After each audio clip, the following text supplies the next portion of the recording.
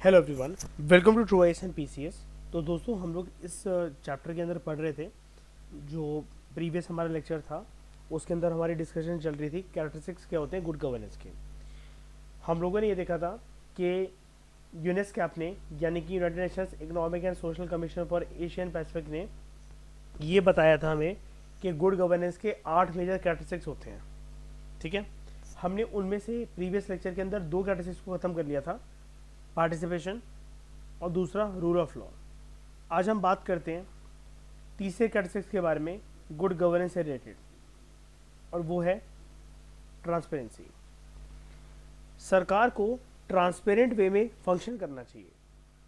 सरकार की जो भी चीज़ें होनी चाहिए वो कैसे भी करके ओपेक ना हो, वो एक तरीके से ओपन हो। ओपेक समझते हो ना? ओपेक का मतलब होता है कोई भी चीज़ जिसका हिडन एस्पेक्ट होता है, जो छुपी हुई रहती है, जिसके अंदर वास्तविकता है, वास्तविकता जो है खुफिया टाइप।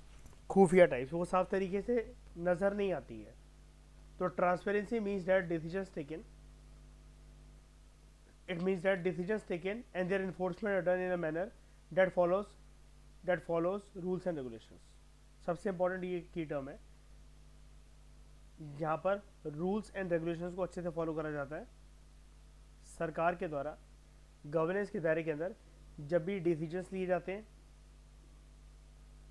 और उन डिसीजंस को जब एनफोर्स किया जाता है, तब सरकार को यहाँ पर, सरकार अगर ओपन वे के अंदर, देखो करना तो चाहिए, लेकिन एक आइडियलिस्टिक वो वाली बात हो जाती है कि करना चाहिए, तो ऐसे तो फिर बहुत सारी चीज़ें सरकार को करनी चाहिए, लेकिन सरकार नहीं करती है। तो हम जो है यहाँ पर एक आइडियल तरीके से बात करते हुए ये कह सकते हैं कि ट्रांसपेरेंसी के अंदर कोई भी चीज़ ओपेक नहीं होनी चाहिए, हिडन नहीं होनी चाहिए, सब कुछ ओपन होना चाहिए। और बेसिकली जनता जो है इस ओपननेस के माध्यम से सरकार की वेरियस डिसीजंस को, सरकार के बड़े सारे डिसीजंस को रिव्यू कर सके, और सरकार को उसके बाद उन सारे एक्शंस के लिए अकाउंटेबल भी ठहरा सके। राइट?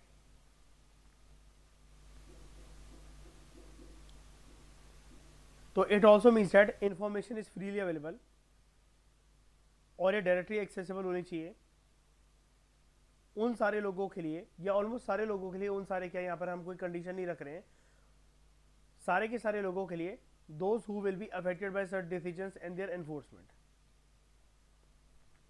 अगर सरकार ये कह रही है किसी एक घटनाक्रम के बाद हम इस पर जांच पड़ताल करेंगे, कार्रवाई करेंगे,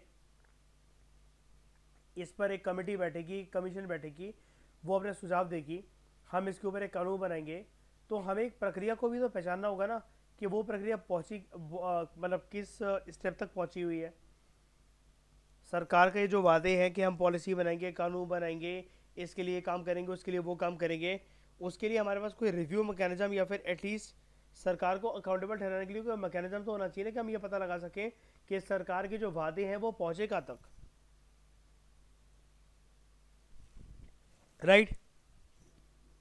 It also means that enough information is provided, and that is provided in easily understandable forms. काफ़ी इंफॉर्मेशन प्रोवाइड करी जाए। यहाँ पर कीवर्ड देख रहे हो आपके सामने, जो कीवर्ड लिखा हुआ है that is enough, not all. All शब्द का इस्तेमाल नहीं करा है हमने। ठीक है, यहाँ पर मैं आपको ये बता रहा था कि जो भी इंफॉर्मेशन है ना, इनफ प्रोवाइड करी जाएगी। सारे की सारी इंफॉर्मेशन प्रोवाइड नहीं करी जाएगी कि हम सारी इंफॉर्मेशन प्रोवाइड कर दें। वो सीक्रेटिव इंफॉर्मेशन जिसकी वजह से एक कंसर्न आ सकता है हमारे देश की नेशनल सिक्योरिटी को, हमारे देश की नेशनल सिक्योरिटी को, तो वो चीज़ जो है वो नहीं प्रोवाइड करी जा सकती सिटीजन्स को। And that it is provided in an easy understandable forms. जनता समझ सकेगी तभी तो विरोध कर सकेगी। हमेशा बात विरोध की नहीं होती, बात सपोर्ट की भी होती है। आपकी कही हुई बातों को, आपके शब्दों को कोई समझ ही नहीं पा रहा है, तो वो आपको सपोर्ट करे तो किस आधार पर करे। और जब पर्सन आपको सपोर्ट नहीं कर पाता है क्योंकि आप गलत तरीके से चीज़ें उसके सामने प्रेजेंट कर रहे हो, उसको वो चीज़ समझ में नहीं आ रही, उस पर्सन को वो चीज़ समझ में नहीं आ रही, तो वही जो चीज़ है वो क्या बन जाता है, यही जो चीज़ है क्या बन जाती है, ये सरकार का क्रिटिसिज्म का एक ग्राउंड बन जाता है। तो ट्रांसपेरेंसी लाने के लिए हमारे देश में क्या क्या इनिशिएटिव करे गए। हमारे देश में जैसा कि आप जानते हो साल 2005 में आता है आरटीआई एक्ट, जिसको पार्लियामेंट ने पास करा था as an enabler form as an enabler for dissemination of information related to governmental activities.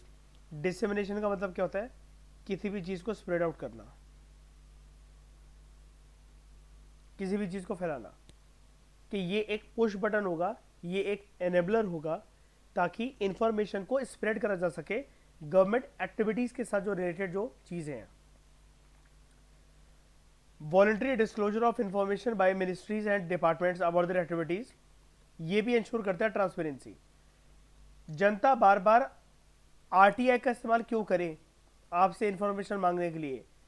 आप अगर, मैं हम लोग ये वाली बात मंत्री से कर रहे हैं कि आप अगर किसी मंत्रालय को, किसी डिपार्टमेंट को संभाल रहे हो, आपके पास तो उसका बजट है, आपको पता है कौन से प्रोजेक्ट्स रनिंग में है, कौन से प्रोजेक्ट्स फ्यूचर में आने वाले हैं, पास्ट प्रोजेक्ट में कितनी तरक्की चल रही है, कितना पैसा आ रहा है, ये सब अगर वॉलंटरी डिस्क्लोजर के तरीके से हो जाए मिनिस्ट्रीज और डिपार्टमेंट्स के द्वारा, it will ensure transparency in the working of the government.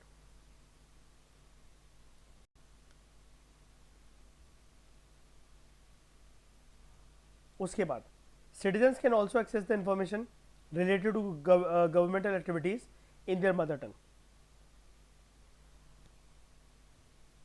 आप जब आरटीआई लगाते हो ना, अगर आपको सामने वाले सरकारी अधिकारी से, उस सरकारी विभाग से अगर आपको आंसर चाहिए, तो आप अपनी मदर टंग के अंदर भी आंसर ऑब्टेन कर सकते हो, which makes sure that matters of information are easily understood by common man. एक आम आदमी को आप ये नहीं कह सकते कि तुम्हें इस चीज़ के बारे में, सरकारी चीज़ के बारे में पूछने का कोई अधिकार नहीं है, बिकॉज तुम चीज़ों को इतना समझ इसलिए नहीं पाओगे क्योंकि तुम अनपढ़ हो। ये चीज़ इससे कहना कि पर्सन जो है वो अनपढ़ है और वो बहुत सारी चीज़ों को एक्सेस नहीं कर सकता, इंफॉर्मेशन उनके ऊपर एक्सेस नहीं कर सकता, बेसिकली ये कौन से आर्टिकल का उल्लंघन हो जाएगा,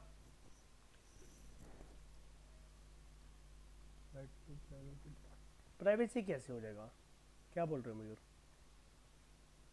इक्वालिटी के अगेंस्ट नहीं हो जाएगा ये। अच्छा। इन्फॉर्मेशन एक्सेस ही तो कर रहा है ना वो, ये थोड़ी ना बोल रहा है कि मुझे, मैं अगर तीसरी पास तक पढ़ा हूँ तो इसके बेसिस पर मुझे जो है वो यूपीएससी के एग्जाम में बैठने के लिए अलाउ कर दिया जाए, मेरे को डॉक्टर बना दिया जाए, सीए बना दिया जाए, इंजीनियर बना दिया जाए, साइंटिस्ट की गद्दी पर बैठा दिया जाए, इसरो का चेयरमैन बना दिया जाए। यहाँ पर पर्सन जो है वो अपने मेरिट के बेसिस पे भले ही बात ना कर रहा हो, अपने राइट्स को मेरिट के बेसिस पे भले क्लेम ना कर रहा हो, वो सिर्फ एक चीज़ का राइट क्लेम कर रहा है, क्या, कि मेरे पास इंफॉर्मेशन जो है वो अवेलेबल होनी चाहिए। ठीक है, ट्रांसपेरेंसी वाला एंगल खत्म, समझ में आ गया। उसके बाद रिस्पॉन्सिवनेस, चौथी कैरेक्टरिस्टिक्स। गुड गवर्नेंस जो है, इट रिक्वायर्स दैट इंस्टीट्यूशंस और जो प्रोसेसेस हैं, they try to serve as stakeholders within the reasonable time frame. Stakeholders यहाँ पर किसको कहा जा रहा है, जो भी इंस्टीट्यूशंस हैं और उन इंस्टीट्यूशंस के जो भी प्रोसेसेस इन्वॉल्व हैं, वो एक रीजनेबल टाइम फ्रेम के अंदर क्या सर्व करते हैं, they all serve as stakeholders, they try to serve all stakeholders basically. अब ये कौन कौन से इंस्टीट्यूशन हो सकते हैं जिसकी भी जवाबदेही जो है वो तय हो, वो रिस्पॉन्सिव तो हो कम से कम। रिस्पॉन्सिव के अलावा अगर मैं आपको एक वर्ड बताऊं जिसको आप लेमन लैंग्वेज के अंदर यूज करते हो, कि आप किसी भी वेबसाइट के ऊपर जाते हो, आपने कोई सा भी प्रोजेक्ट बनाया, आपने एक मिनिस्ट्री को दे दिया अपने आइडिया को प्रपोज कर कर, जैसे फर्जी मूवी में याद है, एंटर काउंटर फिटिंग को ख़त्म करने के लिए वो एक नकली नोट पकड़ने वाला एक मशीन, एक डिवाइस बनाती है, सॉफ्टवेयर बनाती है, राइट। हम्म। तो यहाँ पर जो है वो बेसिकली जो इंस्टीट्यूशंस और प्रोसेसेस जो है वो सारे स्टेक होल्डर्स को सर्व करेंगे with in a reasonable time frame. Reasonable time frame से ये क्या होगा कि जनता को भी निराशा नहीं होगी, बिकॉज जैसा कि मैं आपको बताता हूँ, अगर टाइम फ्रेम बहुत ज़्यादा हुआ तो, टाइम फ्रेम अगर बहुत ज़्यादा हुआ तो क्या होगा, हम क्या कह सकते हैं, जस्टिस डिले जस्ट इज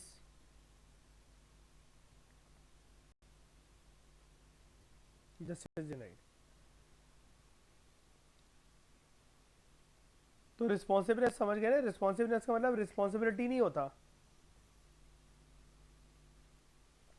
वो कम से कम जो भी, हाँ मैं आपको एक इंस्टीट्यूशन के बारे में बता रहा था, कोई भी सरकारी दफ्तर हो या कोई सी भी चीज़ हो, वो कम से कम ये जो वेबसाइट है या कुछ भी है एक्टिव तो हो, अपने प्रोसीजर के लिए अकाउंटेबल हो। प्रोसीजर के लिए अकाउंटेबल हो। लेकिन कुल मिलाकर मैं ये वाली बात है ना कि एक्टिव तो हो कम से कम। आप जिस दफ्तर जा रहे हो कंप्लेंट करने, कुछ करने, वहाँ लोग ही नहीं आ रहे हैं, सबका लंच ब्रेक ही चलते जा रहा है, तो वो एक्टिव नहीं है। हम्म। तभी तो सरकारी कामों के ऊपर लोग विश्वास करते हैं क्या, या फिर प्राइवेट तरीके से पैसा देने के बाद अगर कोई प्राइवेट इंस्टीट्यूशन का काम कर रहा हो तो उस पर ज़्यादा भरोसा करेंगे, बताओ। कोई प्राइवेट इंस्टीट्यूशन वाला आधार प्राइवेट कार्ड इंस्टीट्यूशन, वगैरह। अगर कोई भगवान ना करे दोबारा से कोई महामारी आए, लेकिन ऐसी कोई बीमारी किसी छोटे लेवल पर या कुछ भी ऐसे फैलने लग जाती है, जिसके लिए सरकार एक प्रिकॉशनरी स्टेप पर ये कह रही है कि ये वाले इंजेक्शन है, ये वाली जो डोज है वो सबको लगवानी चाहिए और हम इसको फ्री में उपलब्ध करवाएंगे। लेकिन लोगों का इंडिया जैसी कंट्री को देखकर आधा विश्वास तो यही डगमगा जाएगा, और वो प्राइवेट अस्पताल से जाकर पैसे थोड़े से खर्च कर वो वहाँ से इंजेक्शन लगवा लेंगे, क्या सोचकर कि सरकारी काम बहुत स्लो होते हैं और सरकारी कामों की क्वालिटी अच्छी नहीं होती है, राइट। हाँ। कोई भी चीज़ आज के समय में अगर मेड इन इंडिया हो तो ज़्यादातर हमारा उन सब चीज़ों पे ट्रस्ट नहीं रहता, राइट। तो रिस्पॉन्सिबनेस जो होती है from the government and its agencies, it helps in building the trust and confidence of the citizen. आ गई ना वो वाली बात, अगर जो है गवर्नमेंट रिस्पॉन्सिव है तो it helps in building trust and confidence of the citizen in the process of governance. अब इनिशिएटिव क्या लिए गए हैं भारत में इसके, एक है grievance redressal mechanisms, union level पर भी स्टेट लेवल पर भी। ये इंश्योर ये करता है कि जनता की जो कंप्लेंट्स हैं किसके regarding, against non performance of governmental agencies, सरकारी दफ्तर विभाग वगैरह जो है वो अपना काम अच्छे से नहीं कर रहे हैं, तो they are resolve within specific time frame. Example, chief minister की हेल्पलाइन नंबर जो है ये अवेलेबल है मध्य प्रदेश में, it tries to resolve complaints of citizen within 70 to 30 days। ये पता है कितनी प्रोएक्टिव है मयूर, चीफ मिनिस्टर की जो हेल्पलाइन नंबर है, पता है कितने एक्टिव है, ये इतना एक्टिव है कि आपका फोन नहीं लगेगा कभी यहाँ पर, ठीक है। ये भी तो मध्य प्रदेश टॉप पे। तो इनिशिएटिव ऑफ, सही लग जाता है। नहीं मैं एक बात बता रहा हूँ, कहने का तरीका है ये कि मतलब ये देखो, सटायर था। हाँ जैसे इलेक्शन है कल, इलेक्शन के रिजल्ट है कल, अब इनको अगर काम करना चाहिए तो फिर हर टाइम पर काम करना चाहिए ना, कितनी शिकायतें दर्ज होंगी, कितनी शिकायतों पर कार्रवाई करी जाएगी, ठीक है, कितनी शिकायतों पर क्या होगा, इसकी कोई गारंटी नहीं है, राइट। हाँ। इस चीज़ की कोई भी गारंटी नहीं होती है। बात सिर्फ मध्य प्रदेश की नहीं है, ऐसे बहुत सारी चीज़ों की है। जैसे नायक मूवी के अंदर वो एक वो बनाता है ना, अनिल कपूर जो होता है, वो एक कंप्लेंट बॉक्स का सिस्टम बनाता है, वो है ना कंप्लेंट अच्छा, बॉक्स, हाँ, वो कंप्लेंट कहते हैं बॉक्स डायरेक्ट मेरी मेल निगरानी में सेटिंग। रहेगा, ये चीज़ है। अब ये सब चीज़ें थ्योरेटिकली मयूर बहुत अच्छी लगती है, कुणाल बहुत अच्छी लगती है सब चीज़ें थ्योरेटिकली, लेकिन प्रैक्टिकल तरीके से अगर इसको इम्प्लीमेंट करा जाए तो बात वहाँ पर वो आती है कि सरकार की रियल टेस्टिंग की बात वहाँ पर देखी जाती है। उसके बाद हमारा ना बताओ बताओ मयूर। जहाँ पर मैं ओपीडी रजिस्ट्रेशन करता था ना सर, हाँ हाँ। तो मैंने कभी ध्यान नहीं दिया था कि मतलब ऐसा एक कंप्लेंट बॉक्स भी होता है वहाँ पर। ओपीटी रजिस्ट्रेशन सेंटर्स में कंप्लेंट बॉक्स। हाँ मतलब, अच्छा। हाँ कोई भी कर सकता है कंप्लेंट, कोई किसी भी जैसे पेशेंट को दिक्कत आ रही हो, कोई पैसे ठीक है। मांग रहा हो, कुछ भी है जैसे भी, तो वहाँ कंप्लेंट बॉक्स तो, तो मतलब मेरी नज़र पड़ी वो कंप्लेंट बॉक्स पे, उस पर तो जाले वाले मतलब बहुत लगे हुए थे। हम्म। और जब ताला भी लगा रखा था, अच्छा। और खोला मैंने उसे, उसमें कुछ नहीं था सर, 2-3 चिट्ठियाँ पड़ी थी आज तक, मतलब पता नहीं 2015 की 14 की, किसी कोई ने खोल देखी नहीं भी नहीं, पाया। मतलब कुल मिलाकर उन हाँ कंप्लेंट बॉक्स में जो चिट्ठियाँ हाँ। थी है ना। मैं वही तो कह रहा हूँ, उनको लिखने से कुछ नहीं होता है, भले वो काम करें, फ़ोन उठा लें। लेकिन बात ये है ना कि कार्रवाई कब तक होगी। देखो, हाँ ये भी। निराशा में हमेशा संसार का रूल होता है। निराशा में आप किसी के पास आशा लेकर जाओ अपनी, और वो पर्सन आपको टाइम पे टाइम आपका डिले करता जाए, बेसिकली आप प्रोक्रेस्टिनेशन के शिकार बन रहे हो। आप जीते जी मर जाओगे, लेकिन दोबारा उसकी दहलीज नहीं खटखटाओगे। इस चीज को कहीं पर भी अप्लाई करके देख लो, इस प्रिंसिपल को कहीं पर भी। मुश्किल घड़ियों में, मतलब अब ये जो पर्सन को जो किसी ना किसी तरीके से का ग्रीवांस हुआ है, उसका रिड्रेसल नहीं हो रहा, तो वो मुश्किल घड़ी तो है उसके लिए, चुनौतीपूर्वक जीवन का एक पहलू है। उस समय पर जो आपका पिलर बनकर आपके लिए खड़ा रहे, वही आपका सच्चा साथी होता है ना। हाँ जी। तो यहाँ पर भी सरकार के रिगार्डिंग तो वैसे भी इतनी ज़्यादा नेगेटिव और बाइस व्यूज़ होते हैं लोगों के। उसके ऊपर से सरकार एक चीज़, जो दो चीज़ें इनफैक्ट जो दिखाती है, एक प्रोक्रेस्टिनेशन, और दूसरा kind of service delivery mechanism inefficient होना सरकार की, डिलेज करना, और रेड टेपिज्म बेसिकली। ये सब चीज़ें जनता का गवर्नेंस से विश्वास हटवा देती है। ठीक है। उसके बाद initiative of citizen charters by government agencies, it ensures time bound and quality service delivery with the aim of satisfaction of beneficiaries. फिर ट्विटर सेवा प्लेटफॉर्म, हम सिटीजन चार्टर के बारे में पढ़ेंगे तो आपको ज़्यादा अच्छे से समझ में आएगा। ये एक इनिशिएटिव था citizen charter, initiative citizen charter by government agencies. अलग अलग गवर्नमेंट एजेंसीज ने एक सिटीजन चार्टर की प्रक्रिया स्टार्ट करी थी। ये हम आराम से पढ़ेंगे। आप में से शायद से बहुत सारे लोग इसको जानते नहीं होंगे, ये चीज़ क्या होती है, कैसे वर्क करती है। हम आराम से इत्मीनान से इसके बारे में बात करेंगे। इसको गवर्नमेंट एजेंसीज के वेरियस जो गवर्नमेंट एजेंसीज उनके इनिशिएटिव के तौर पर बेसिकली इसको इंट्रोड्यूस करा गया था। And it ensures time bound and quality service delivery with the aim of satisfaction of beneficiaries. लेकिन हर तरह की जो सर्विस डिलीवरी है वो इसके द्वारा नहीं करी जाती है।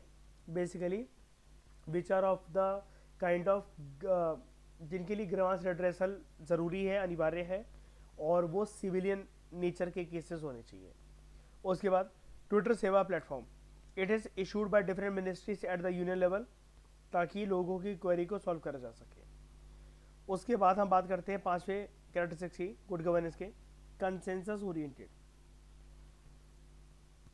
अब एक पर्टिकुलर समाज के अंदर क्या होता है, एक सोसाइटी के अंदर क्या होता है, there are several actors and as many viewpoints in a given society. अनगिनत लोग हो सकते हैं, उन अनगिनत लोगों के अनगिनत व्यू पॉइंट्स हो सकते हैं। गुड गवर्नेंस के अंदर बेसिकली ये देखा जाता है, किसी को भी कंप्लीट तरीके से ये टैग नहीं दिया जाता कि समवन या समथिंग इज टोटली गुड या समवन या समथिंग इज टोटली बैड। मैं बात कर रहा हूँ लोगों के ओपिनियन के बारे में, लोगों के एक तरीके से बात बताने के बारे में कि लोग जो है वो सरकार को बेसिकली क्या बताना चाह रहे हैं, अपने लिए क्या पॉलिसी बनवा कर लेकर आना चाह रहे हैं। तो गुड गवर्नेंस के अंदर बेसिकली क्या होता है, दोनों पक्षों की बातें को रखा जाता है। यानी कि जो तराजू होता है ना, इस तराजू में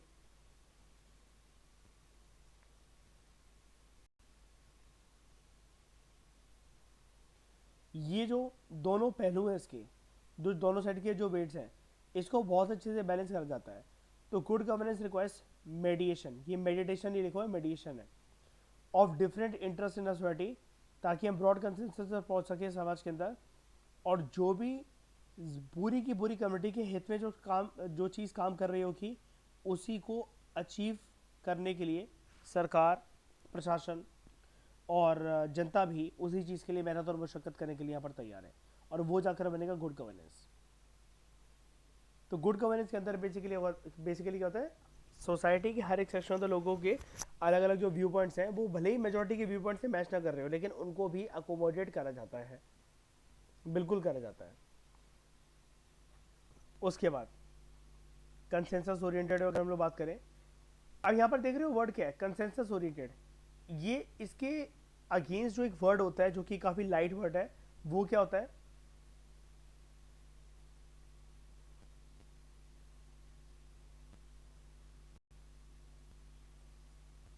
मेजोरिटी बेस्ड। मेजोरिटी हमेशा कितनी चीज़ की बन जाती है, मिनिमम 51%। कोई फ़ायदा है इसका? बिल्कुल नहीं है,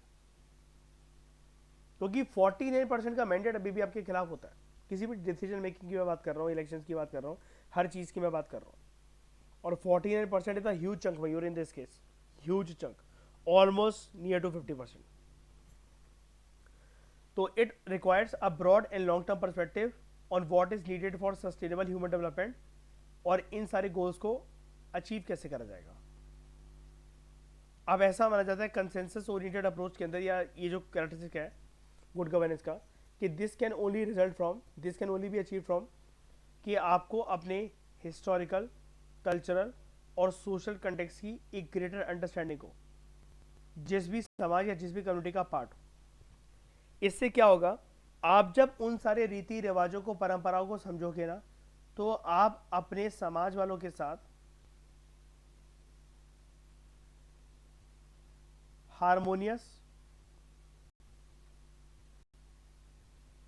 को एग्जिस्टेंस में रह सकोगे। जैसे मैं आपको इसका एक बहुत अच्छा एग्जांपल देता हूं। हालांकि हम गवर्नेंस डिस्कस कर रहे हैं, मैं जानता हूं, लेकिन फिर भी सोसाइटी के कंटेक्स्ट में इस चीज़ को मुझे समझाना, आपको समझाना मेरे लिए मतलब ज़रूरी है, ताकि आपकी अंडरस्टैंडिंग भी जो है वो बहुत ग्रेट बने। देखो, अलग अलग परिवारों के अंदर अलग अलग बातें होती हैं। जैसे आपने कभी ना कभी किसी को बोलते हुए सुना होगा कि नहीं यार, हम ये चीज़ नहीं पहन सकते, हम इस दिन यहाँ पर नहीं जा सकते, हमारे हमारे घर में इस दिन यहाँ पर ये वाला काम नहीं होता है, और वो शुरू से ही नहीं हुआ है। दादाजी परदादा जी के टाइम से नहीं हुआ है, जितना मैं जानता हूँ या जानती हूँ। आप ऐसे करके अपनी आर्ग्यूमेंट पेश करते हो, यानी कि कहीं ना कहीं वो जो तालीम है, वो जो तहजीब है, वो जो सीख है, वो जो लर्निंग है, वो कहीं ना कहीं आप कैरी फॉरवर्ड कर रहे हो अपने साथ। और वो कैरी फॉरवर्ड कैसे कर रहे हो, बचपन में हिस्टोरिकल, सोशल और कल्चरल कंटेक्स्ट के दायरे के अंदर आपको वो सब चीज़ें सिखाई गई हैं, राइट, वो सब चीज़ें सिखाई गई हैं, तभी तो आप उसमें विश्वास करते हो कि नहीं करते हो।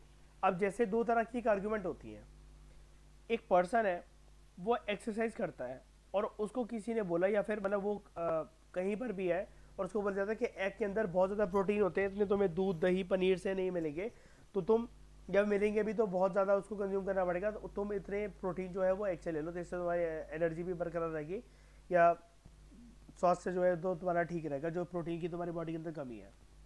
लेकिन वहीं पर एक दूसरा पर्सन, और ये हो सकता है कि पहले वाले पर्सन के केस में जिस पर्सन को ये वाली बात बोल रहा हो उसकी विल पावर इतनी कमज़ोर हो कि उसे कोई फ़र्क नहीं पड़ता, या फिर उसके मम्मी पापा ने कभी हाँ कहा या ना कहा, ऐसा कुछ भी नहीं कहा, और उस पर्सन ने अंडा खाना शुरू कर दिया। लेकिन वहीं पर दूसरा पर्सन एक ऐसा है, उसको बहुत बोला गया, उसको बहुत कमज़ोरी आ रही थी, वो बहुत वीक था वो पर्सन, ठीक है, उसको फिर भी उसके दोस्तों ने बोला कि तुम जो है अंडा वगैरह खाया करो, ये बॉडी बिल्डिंग के लिए सही रहता है, टिश्यूज़ रिपेयरिंग के लिए सही रहता है। तो लेकिन फिर भी जो है वो पर्सन ये आर्ग्यूमेंट दे रहा है कि हमारे यहाँ ये चीज़ जो है ना, वो घर में दूर दूर तक, पीढ़ी तक कोई भी नहीं खाता है, कोई भी कंज्यूम नहीं करता है इसको। तो अब देखो, अब मुझे एक बात बताओ, आप इस एग्जांपल को सुनकर, क्या हिस्टोरिकल, कल्चरल और सोशल कंटेक्स्ट जो होते हैं सोसाइटी के या कम्युनिटी के, ये चेंज होते हैं? और बेटर यही होगा ना, अगर हमें पीसफुल तरीके से ज़िंदगी बितानी है, तो हम अपने वाले समाज के, अपनी सोसाइटी और अपनी कम्युनिटी के कुछ ऐसे हिस्टोरिकल, कल्चरल और सोशल कंटेक्स्ट को देख लें जहाँ पर हम उनके साथ हारमोनियस को एग्जिस्टेंस में रह सकें। अदरवाइज क्या होगा, यू विल बी अ बागी, you will be a rebellious person. आप मतलब किसी और चीज़ में हाथ डालो ना डालो, लेकिन आप हारमोनियस को एग्जिस्टेंस में नहीं रहोगे अपने समाज वालों के साथ, आप बागी हो जाओगे। अब अगर आप कहोगे आप ये इंडिविजुअल सेंट्रिक बात क्यों कर रहे हो, हम तो गुड गवर्नेंस की बात कर रहे हैं ना। मयूर, श्रेया, कुणाल, जब सारे लोग ऐसे होने लगेंगे तो सोसाइटी कभी एक पीसफुल तरीके की सोसाइटी रह सकती है क्या? रह पाएगी सोसाइटी कभी एक पीसफुल तरीके की सोसाइटी?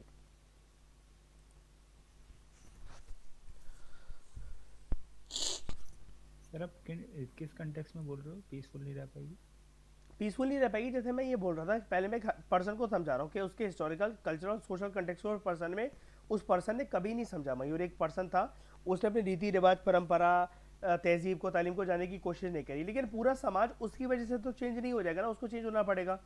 तो मैं कह रहा हूँ अगर हर एक पर्सन अपनी सोसाइटी के रीति रिवाज कस्टम्स परंपराओं को ऐसे छोड़ता अगर चला जाए तो वो सोसाइटी फिर हारमोनियस को एग्जिस्ट की सोसाइटी का है। वहाँ पर तो हर कोई अपना अपना फायदा देखने की कोशिश कर रहा है, तो गुड गवर्नेंस भाषा वहाँ पर ऐसे करके नहीं आ सकती। यहाँ पर राइटर आपको सॉल्यूशन बेसिकली ये दे रहा है, जैसे सेकंड पॉइंट क्या बोल रहा था कंसेंसस ओरिएंटेड अप्रोच के अंदर, कि it also requires a broad and long term perspective कि किन चीज़ों की ज़रूरत है मानव जीवन को ताकि सस्टेनेबल तरीके से ह्यूमन डेवलपमेंट हो सके, और हम उन गोल्स को कैसे अचीव कर सकते हैं।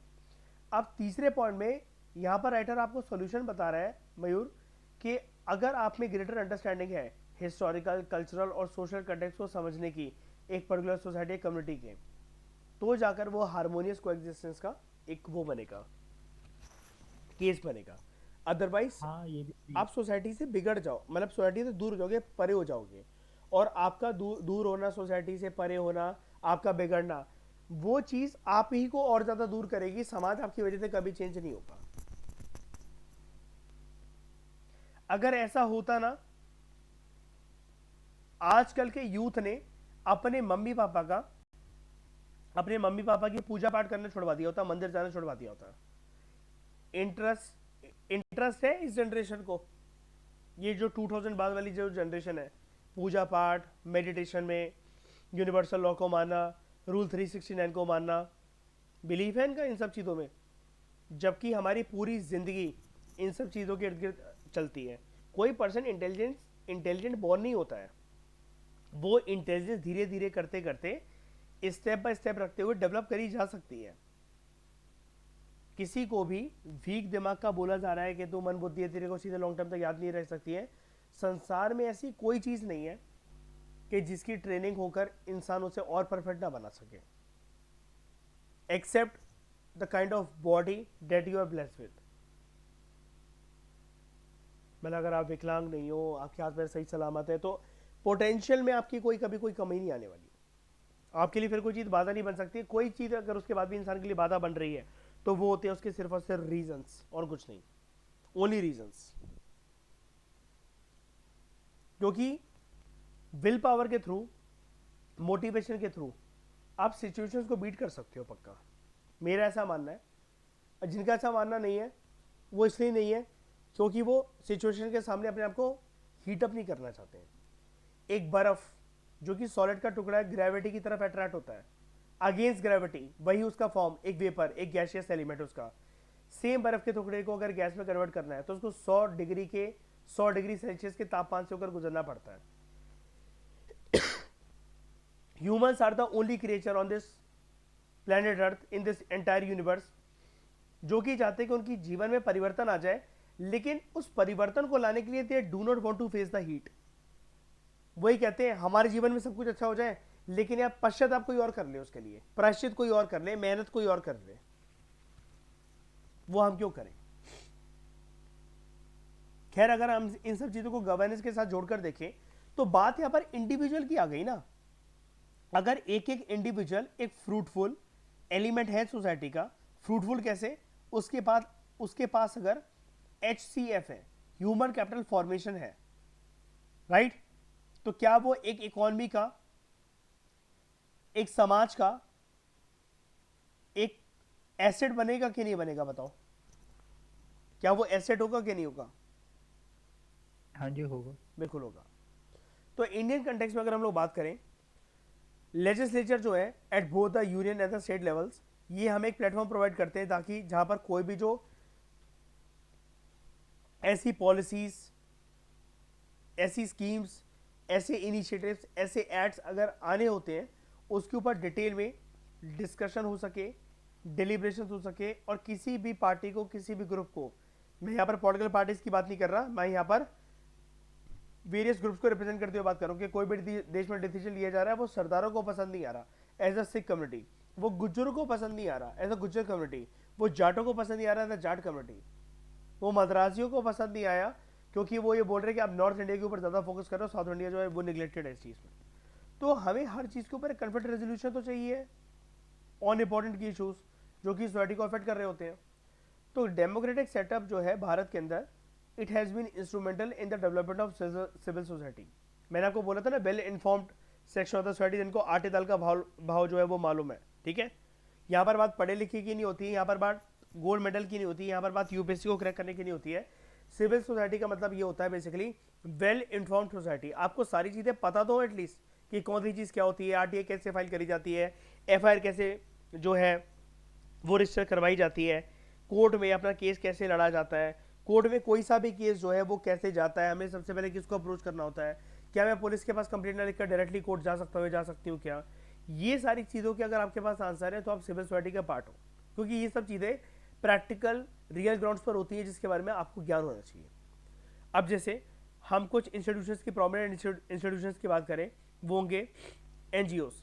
NGO such as self employed women's association, ये एनजीओ का नाम है, सेवा, centre for science and environment, Pratham, help age India etcetera. Industrial association such as FICCI, federation of Indian chambers of commerce and industry, association chambers of commerce and industry of India ASSOCHAM, और कुछ और pressure groups. ये अलग अलग section of the society को represent करते हैं और सरकार के साथ इंटरेक्ट करते हैं, उनकी एजेंसीज के साथ इंटरेक्ट करते हैं, सरकार को बेसिकली टाइम टू टाइम एक गाइडिंग लाइट देने का काम करते हैं कि सरकार को अपनी पॉलिसीज किस तरफ ओरिएंट करनी चाहिए, सरकार को करना क्या चाहिए, बेसिकली ये क्या चाहते हो, सरकार क्या कर रही है, क्या इनके बीच में कुछ सिंक है, कुछ कोइजन है, कुछ बातों में सिमिलरिटीज़ है। तो सच इंटरेक्शन हमारे जो डेमोक्रेटिक सेटअप के अंदर है, it has been instrumental in influencing government policy और इसको एक ब्रॉड बेस्ड और इंक्लूसिव पॉलिसी बनाना। अगला पॉइंट यही आ जाता है इससे, इक्विटी एंड इंक्लूसिवनेस। मैं अक्सर आपको एक फोटो दिखाता रहता हूँ, अगर आपको याद हो, जब से हमारा फाउंडेशन कोर्स स्टार्ट हुआ है मैंने आपको इनिशियल चैप्टर्स के अंदर ये फोटो दिखाई है इक्वालिटी और इक्विटी की।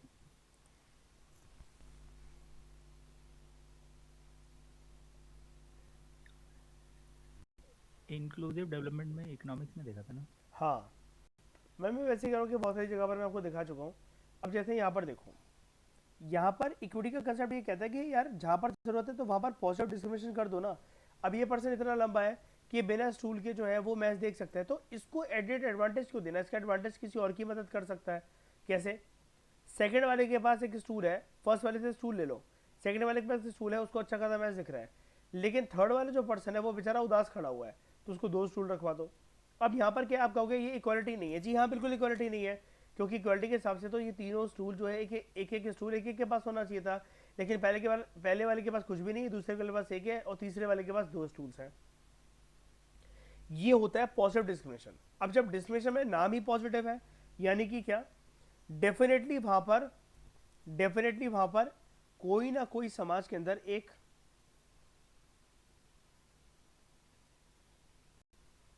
इनइक्वालिटी का, असमानता का एलिमेंट होगा, जिसको बैलेंस आउट करने के लिए हम जो है प्रिंसिपल इक्वालिटी का न चुनकर किसका चुनते हैं? देख रहे हो, इनइक्वालिटी को खत्म करने के लिए जो है हम लोग इक्वालिटी को नहीं ला रहे हैं, हम लोग उससे भी बेटर एक चीज ला रहे हैं और वो है इक्विटी।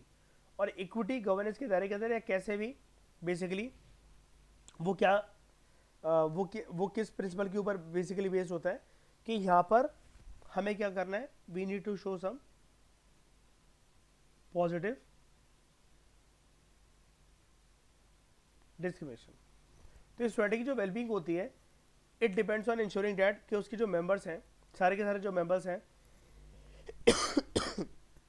उसका उन सब चीज़ों में इंटरेस्ट हो, वो गवर्नेंस मेकिंग प्रोसेस के पार्ट हो, and they do not feel excluded from the mainstream of society, and this requires all groups but particularly the most vulnerable कि उनके पास अपॉर्चुनिटीज हो तो वो अपने वेलबींग को मेंटेन भी कर सके और उसको इम्प्रूव भी कर सके। अब हुआ ना ये एक तरीके से पॉजिटिव डिस्क्रिमिनेशन के नहीं हुआ कि नहीं हुआ, ये सब चीज़ें इक्विटी का पार्ट के नहीं, और यहाँ पर कंडीशन क्या थी, ये रीजन बना कि नहीं बना, इनइक्वालिटी, असमानता है। तो भारत में इसके लिए क्या प्रयास करे गए हैं? जो कॉन्स्टिट्यूशन प्रोविजन है हमारे देश में रिजर्वेशन की, वो मदद करती है, help in socio politico economic empowerment of vulnerable sections. National food security act 2013, it gives a statutory right to food to more than 9 crore Indians. बड़ी सारी जो एग्रीकल्चर सब्सिडीज हैं, इन्होंने वल्नरेबल फार्मर्स की मदद करी है ताकि वो एग्रीरियन डिस्ट्रेस को टैकल कर सकें। Prime slogan of the present government is सबका साथ सबका विकास, लेकिन उसको एक्सटेंड कर दिया गया था सबका साथ सबका विकास लेकिन सबका विश्वास भी, which showcases the principle values and attitudes of equity and inclusiveness of the government towards the process of governance. ये सरकार हमेशा हर एक काम के अंदर अपनी क्या दिखाएगी, इक्विटी का principle, attitude of equity as well as inclusiveness. ठीक है, उसके बाद हम बात करते हैं इफेक्टिवनेस एंड एफिशिएंसी की। गुड गवर्नेंस बेसिकली क्या होता है, राइटर आपको यहाँ पर इस कैटेगरी के बेसिस पर भी एक पर्सपेक्टिव देने की कोशिश कर रहा है कि it means that processes and institutions जो कि रिजल्ट प्रोड्यूस करते हैं that meets the needs of the society while making the best use of the resources at the disposal. ऐसे इंस्टीट्यूशन, ऐसे प्रोसेसेस जो कि रिजल्ट प्रोड्यूस करते हैं, जो सोसाइटी की नीड्स को मीट करे और जो बेस्ट यूज, जो अवेलेबल रिसोर्सेज उनका बेस्ट टू बेस्ट यूज हो।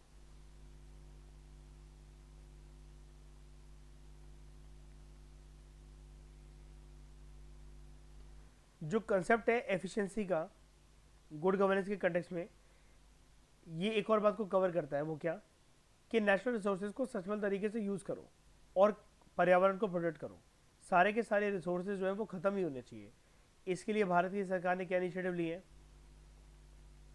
कैरेक्टरिस्टिक का नाम देख लेना, वो था इफेक्टिवनेस एंड एफिशिएंसी।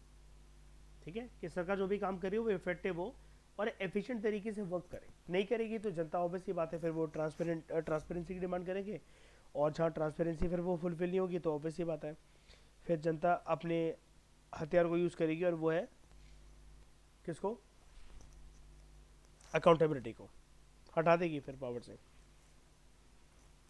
ठीक है, उसके बाद the provision of social audit for the works completed under MNREGA, ये इंश्योर करता है कि not only efficient and effective use of resources but also the accountability of contractors. India के अंदर एक स्ट्रैटेजी है, Panchamrit strategy, which includes the target of achieving net zero emissions by 2070 among other goals to contribute towards sustainable development. ये भी एक step है which would ensure efficient and effective use of natural resources. ठीक है, और last है category accountability. Accountability एक important requirement है गुड गवर्नेंस के केस में। गवर्नमेंट इंस्टीट्यूशंस हो है, सिर्फ यही नहीं बल्कि जो प्राइवेट सेक्टर और जो दूसरे सिविल सोसाइटी ऑर्गेनाइजेशन है like NGO, self help groups वगैरह, ये भी अकाउंटेबल होने चाहिए पब्लिक के लिए, क्योंकि हर एक काम ये जो कर रहे हैं इनका काम गवर्नेंस के दायरे के अंदर आता है। और गवर्नेंस का दायरा हमेशा हमें ये सिखाता है और सिखा कर गया है कि governance is meant for citizens, governance is meant for public, even government is meant for public. तो गवर्नमेंट जो एक्शन के अंदर होती है उसी को तो हम लोग गवर्नेंस कहते हैं। तो सरकार को उसके इंस्टीट्यूशंस को, फिर चाहे वो प्राइवेट इंस्टीट्यूशंस हो, पब्लिक इंस्टीट्यूशंस हो, सिविल सोसाइटी ऑर्गेनाइजेशन हो, उन सबको अकाउंटेबल रहना चाहिए जनता के लिए, जनता के नीड्स के लिए। ठीक है, तो who is accountable to whom, it varies depending on whether decisions और एक्शंस टेकन आर इंटरनल या फिर वो एक्सटर्नल थे टू एन ऑर्गेनाइजेशन और इंस्टीट्यूशन। मतलब जैसा कि आप जानते हो कि आपके किसी सीनियर ने कोई बात कही है, पिक्चर में आपने देखा होगा, तो वो आप उनके चेंबर में जाकर, उनके कमरे में जाकर आप समझा लेते हो। लेकिन जब आपका सीनियर ही ये कहने लगे सॉरी मुझे तुम्हें सस्पेंड करना पड़ेगा, ऊपर से ऑर्डर्स आए हैं। अब ऊपर से ऑर्डर आए यानी कि क्या मतलब, क्या तुम्हारे जूनियर का पूछने का कोई मतलब नहीं बनता कि मुझे किसने भिजवाए हैं ये ऑर्डर सस्पेंड करवाने के लिए। ठीक है, यहाँ पर आपका जूनियर आपसे वाली चीज़ नहीं पूछ सकता।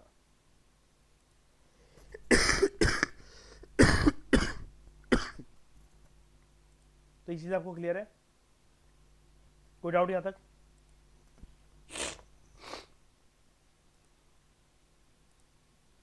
नहीं। तो in general, an organization or an institution is accountable to those who will be affected by decisions और एक्शंस। और ये कौन होते हैं? ऑब्वियस ही बात है, गवर्नमेंट किस फॉर्म में हमें देखने को मिलती है? गवर्नमेंट का एक्शन, गवर्नमेंट की चीज़ें हमें देखने को मिलती है गवर्नेंस के फॉर्म में। और ये है किसके लिए सब कुछ? ये है ऑब्वियस ही बात सिटीजन्स के लिए। अकाउंटेबिलिटी जो है, it can not be enforce without transparency and the rule of law. जवाबदेही जो है वो बिना ट्रांसपेरेंसी का, भी मैं आपको ऊपर बता भी रहा था जहाँ से आज की क्लास मैंने स्टार्ट करी, जवाबदेही बिना ट्रांसपेरेंसी के, रूल ऑफ लॉ के नहीं आ सकती। ट्रांसपेरेंसी वाला एंगल तो मैंने डिस्कस करवा दिया आपको ऊपर। रूल ऑफ लॉ, क्योंकि जब इंसान में जब तक ये डर नहीं रहेगा कि अगर मैंने इस चीज़ का उल्लंघन करा तो इसके तहत मेरी कानूनी कार्रवाई हो सकती है, ऐसा कुछ हो सकता है, मुझे पोस्ट से निकाला जा सकता है, मेरा प्रमोशन की जगह डिमोशन करा जा सकता है।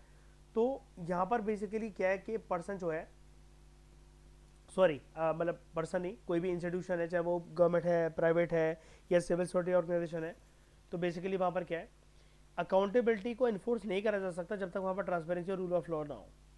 अब गवर्नेंस की डायरेक्शन में हमें ऐसी क्या क्या चीज़ें मिलती हैं कि जो कि अकाउंटेबिलिटी को इंश्योर करवाएं गवर्नमेंट की? Periodic elections, independent and executive judiciary, strong and predictable legal framework, institutions such as Lokpal, CVC, Central Vigilance Commission, awareness among citizens about their rights and duties, यानी कि सिविल सोसाइटी को create करना। It ensures accountability of all the key players, फिर चाहे वो market हो, फिर चाहे वो स्टेट हो यानी कि पब्लिक सेक्टर हो, मार्केट हो यानी कि प्राइवेट सेक्टर हो, सिविल सोसाइटी ऑर्गेनाइजेशन यानी कि प्रेशर ग्रुप्स वगैरह, गवर्नेंस के प्रोसेस के अंदर।